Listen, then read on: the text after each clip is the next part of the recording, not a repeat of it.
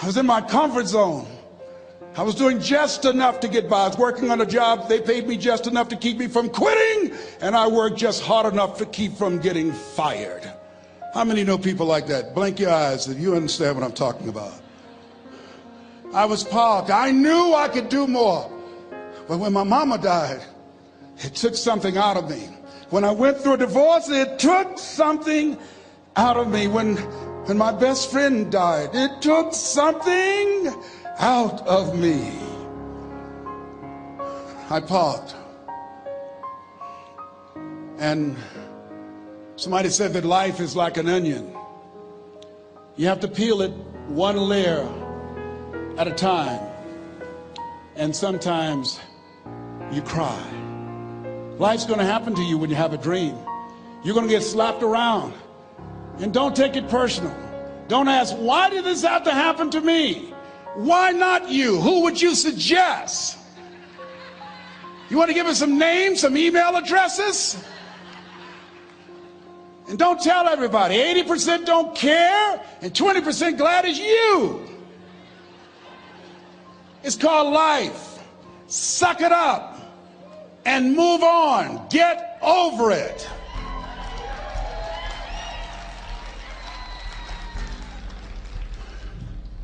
It happens to everybody. Here's the other thing is you look at your goals and look at your dreams. When you're going through some stuff, repeat out to me, please. When things go wrong, don't go with them. Yes, write that down. When things go wrong, don't go with them. When you're working on a business deal, you're counting on some money. Someone said you will get the loan and it falls through. You have an event and the people that you thought would be there and support you, they don't come through. Or someone turns against you or you get ripped off. It's going to happen to you. Happened to me. Someone stole all my products.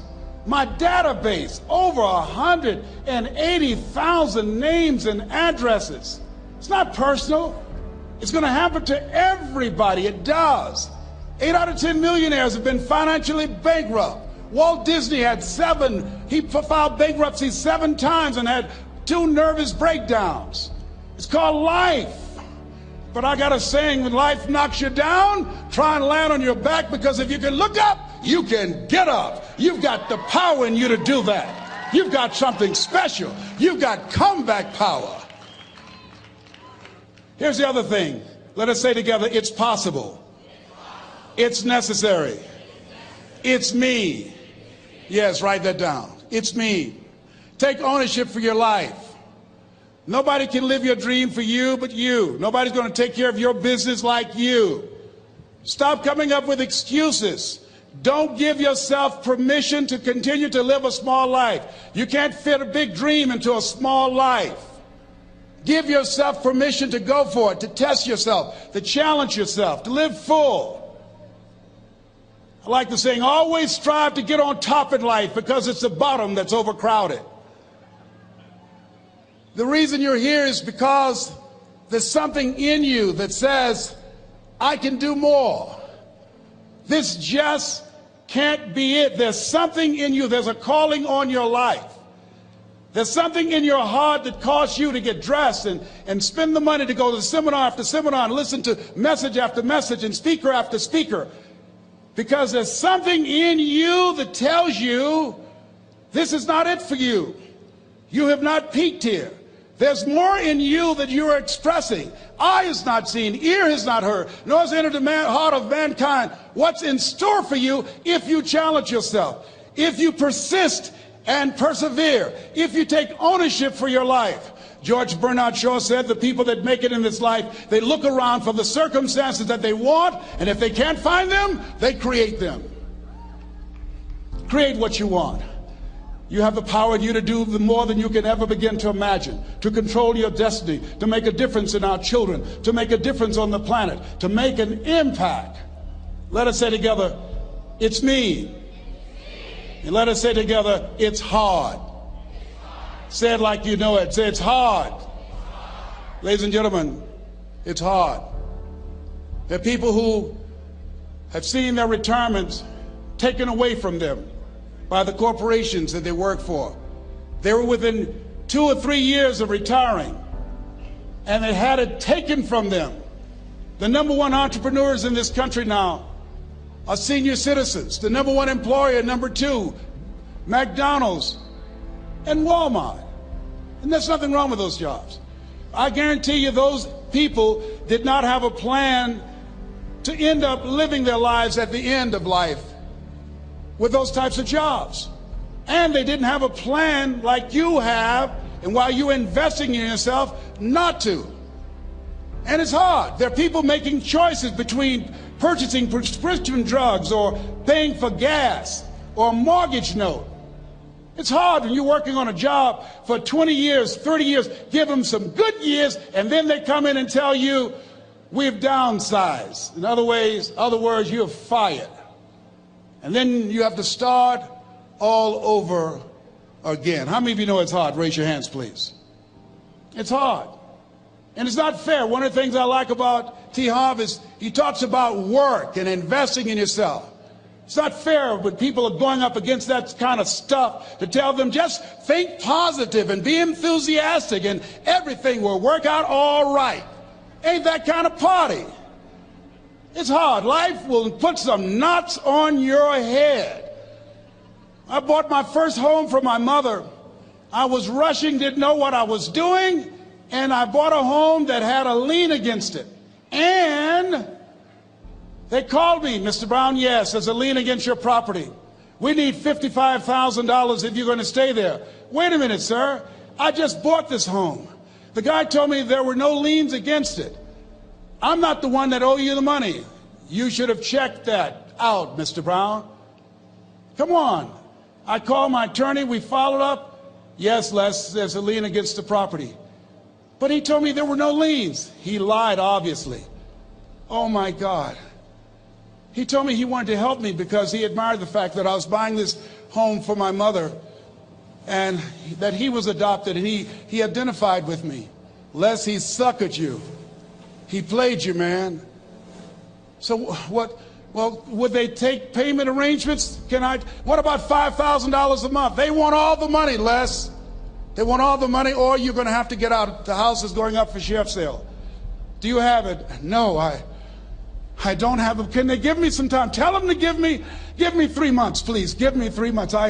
My mother's in her 70s, man. She has a bad heart. Don't do this to me. This is my dream. Don't do this, man. Please, let me talk to them. Les, I'm talking to their attorney. They don't want to talk to you. I've got to talk to their attorneys. Do you have the money? No. Will they give me 3 months?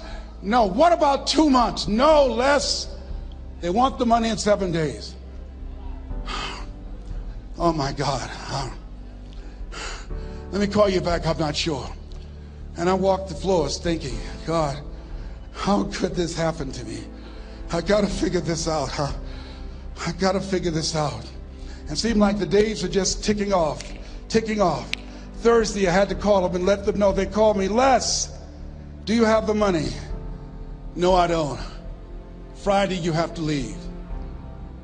The sheriff will be there. You're going to have to leave, Les. They're going to take my house. What about my down payment? You lost it, Les. You lost it. Okay. I got to go. Yes. I prayed, Lord, please, if you show me that you're real, if you're really real, you think Paul worked for you, you haven't seen anything. Don't let me lose this house and watch what I'll do for you. I was trying to cut a deal. Have you ever tried to cut a deal? It's amazing how spiritual you get when you get in trouble. You know what I mean? When I was diagnosed with prostate cancer, I was going to bed with the Bible and the Holy Quran and Science of Mind and Joel Goldsmith, everything I could find. I was praying to Jesus, Yahweh, Melchizedek, everybody. I was calling on everybody. It's amazing. And here I was walking the floor at 3 o'clock in the morning, and I had to go and wake my mother up.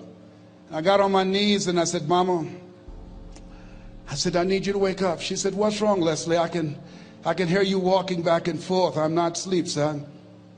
I said, there's something I need to tell you. She said, your eyes are red. Why are your eyes red? Because I feel so stupid now. Why? we got to move tomorrow. Why, Leslie? There's a lien against the property, and they want $55,000, and I don't have it. And we're going to be set out tomorrow. We have to go back to Liberty City. So she said, it's okay. I don't like this house anyhow. I said, why? She said, because of my arthritic knees, it hurts my knees when I go up the steps.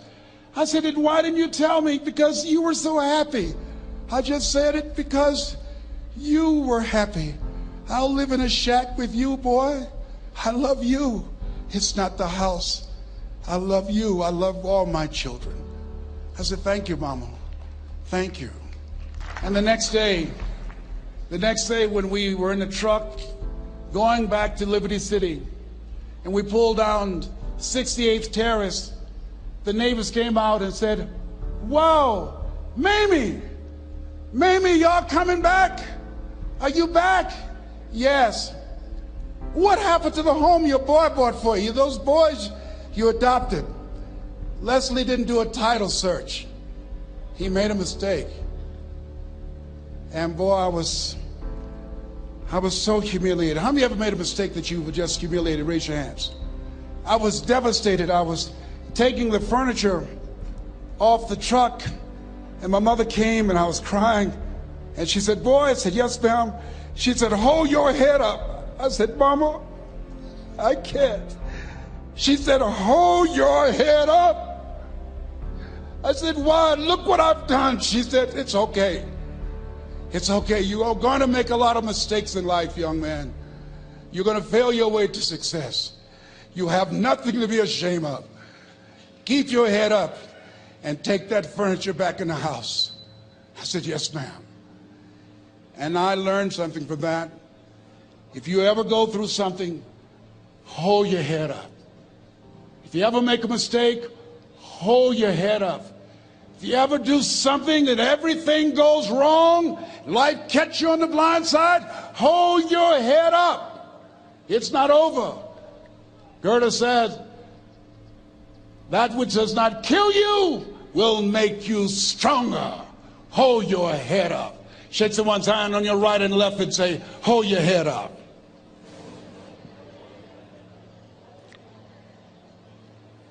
Here's something else, ladies and gentlemen. Repeat after me, please. You got to be hungry. Everybody together, you got to be hungry. I'll never forget Mr. Washington said, Mr. Brown, yes, sir. What do you want to do with your life, young man? I said, sir, I want to be a disc jockey. He said, Mr. Brown? I said, yes, sir. He said, you got to be hungry. I said, what do you mean by that? He said, people that are hungry are willing to do the things today others won't do in order to have the things tomorrow others won't have. People that are hungry are willing to invest in themselves.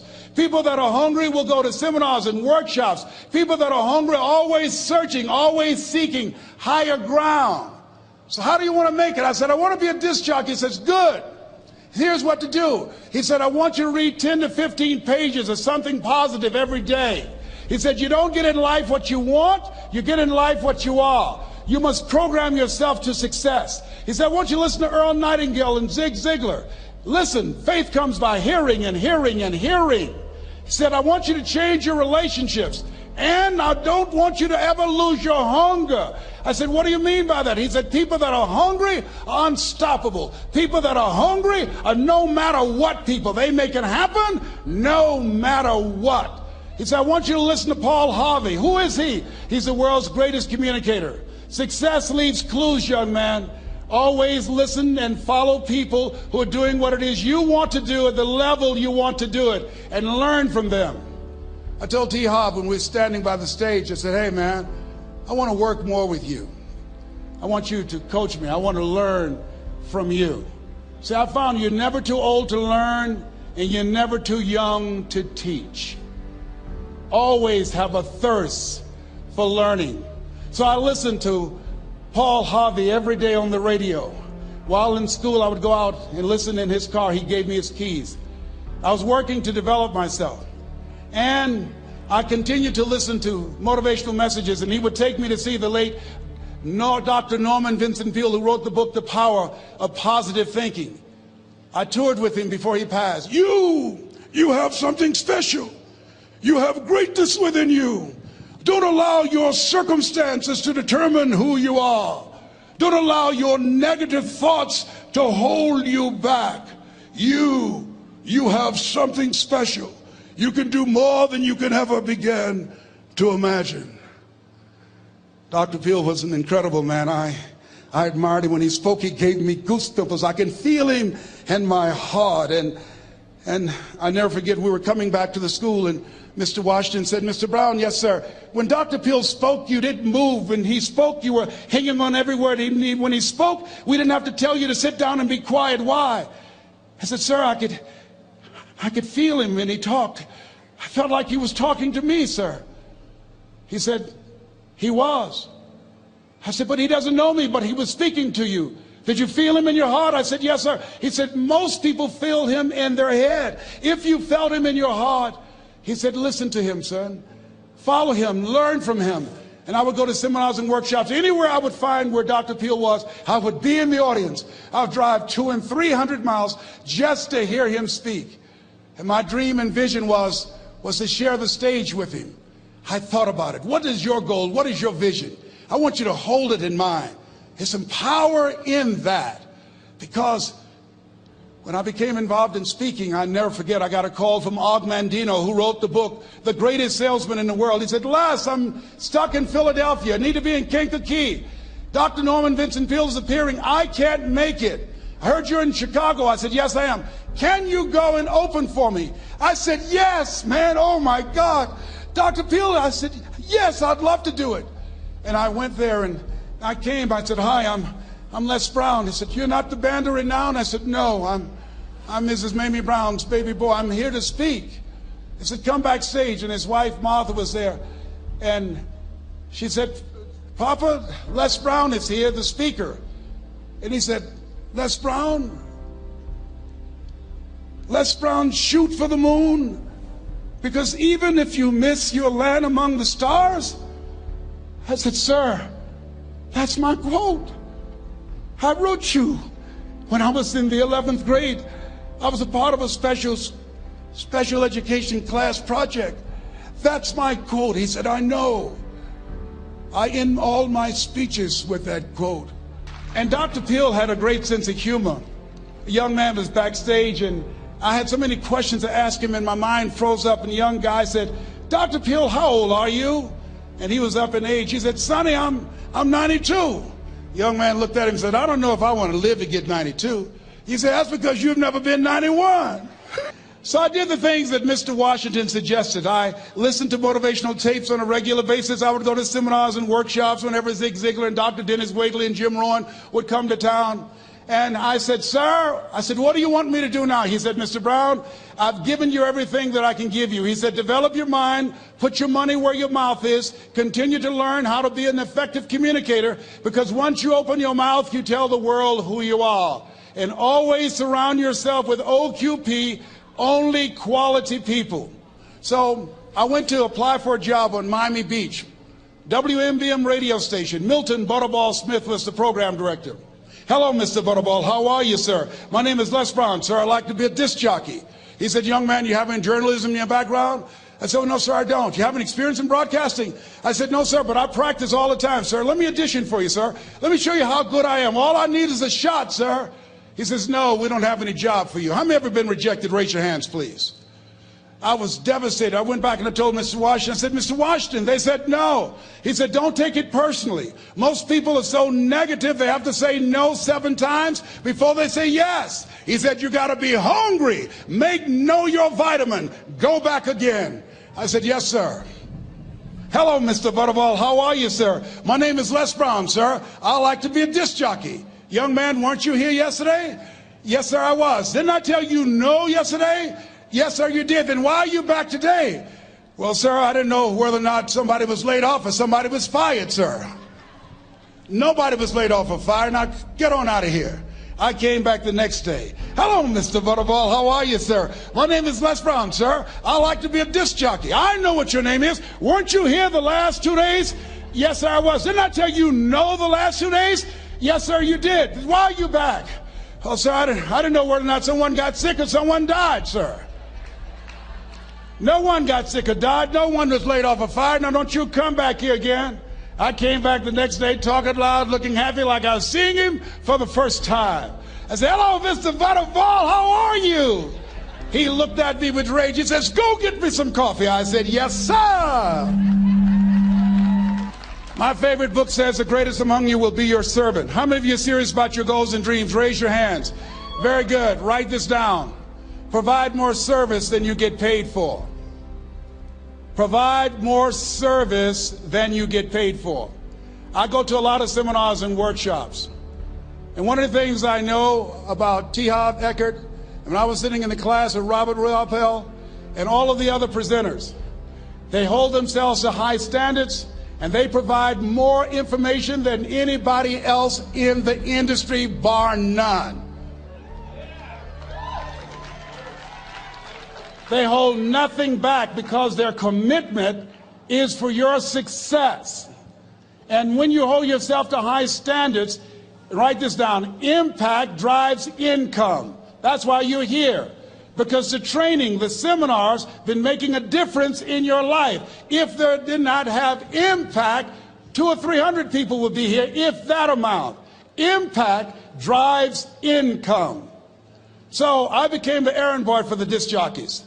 I would go get their lunch and their dinner, and I would bring it to them in the control room, and I'd watch them working the control boards, knowing my time will come. Write this down. I expect to reach my goal. Yes, you want to operate with a spirit of expectation. I expect to reach my goal. So I started preparing for the next position. Never forget one quote that I heard. As you look at your life, you look at your goals and dreams. It's better to be prepared for an opportunity and not have one than to have an opportunity and not be prepared. If you expect to reach your goal, prepare yourself now. And so then pretty soon, the guys at the station, they begin to take a liking to me. Write this down. Build relationships. As you're aware, people deal with people that they know, like, and trust. And so they would say, Leslie, yes, sir. Come here, yes. Come outside. Who did this? Oh, your car? Yes. Who cleaned my car? I did, sir.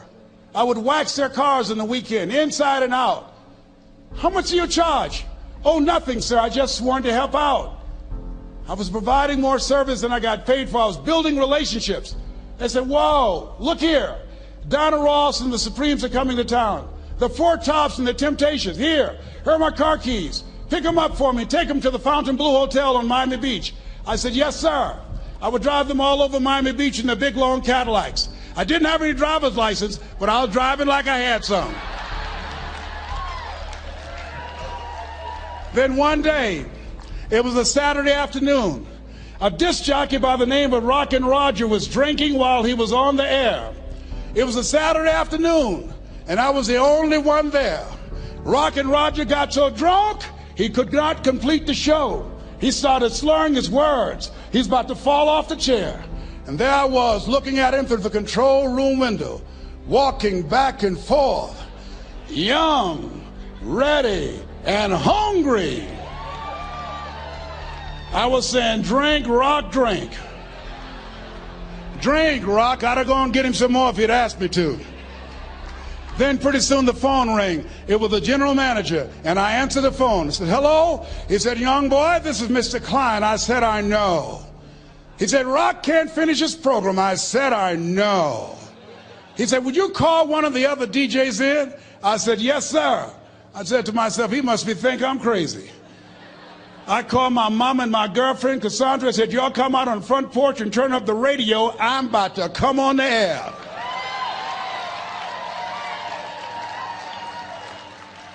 I waited for about 20 minutes, and I called him back. I said, Mr. Klein, I can't find nobody. He said, young boy, you know how to work the controls? I said, yes, sir. He said, go in there and segue the records, but don't say nothing here. I said, yes, sir. I couldn't wait to get old Rock out of the way. I put on a fast record. I said, look out, this is me, LB Triple P. Les Brown, your platter playing papa. There were none before me and there will be none after me. Therefore, that makes me the one and only. Young and single and love to mingle, certified, bona fide, indubitably qualified to bring you satisfaction and a whole lot of action. Look out, baby, I'm your love man. I was hungry. I was hungry. Get old man a round of applause. I was hungry. I was hungry. You got to be hungry. Shake someone's hand on your right and left all around you and say, you got to be hungry. You got to be hungry. To get those dreams out of your head and step into your greatness, you got to be hungry. To get those ideas, that talent, that gift out of your system, you got to be hungry. To get up off the canvas of life and understand what Willie Jolly meant, that a setback is a setup for a comeback. You got to be hungry. People that are hungry are willing to do the things today others won't do in order to have the things tomorrow others won't have. How many of you got value out of what you've heard thus far? Raise your hands, please. Very good. I would like to leave this with you. I don't know what your goals are. I don't know what you want to do. Here's what I know about you. You have greatness within you. Here's what I know about you. I can help you to live full and to die empty. I can show you what I've learned. If anybody told me that I would be doing what I'm doing now, I leave here today, I go to New Orleans and speak there, then I'll be flown to Barcelona. If anybody told me, given my circumstances, born in an abandoned building on a poor section of Miami, Florida, called Liberty City, if both my birth parents stood up and said, hello, son, I would not know either one. Being labeled educable mentally retarded, put back from the 5th grade to the 4th grade, failed again when I was in the 8th grade, no college training. Anybody told me the principles that I would teach you, that they would have the impact that it has had on my life. This Les Brown that you see, I did not know he existed. And I tell you that you have greatness within you. You have the ability to do more than you can ever begin to imagine. Come into the room with me, and I guarantee you your life will never be the same again. I like to leave this with you. I don't know what your goals are.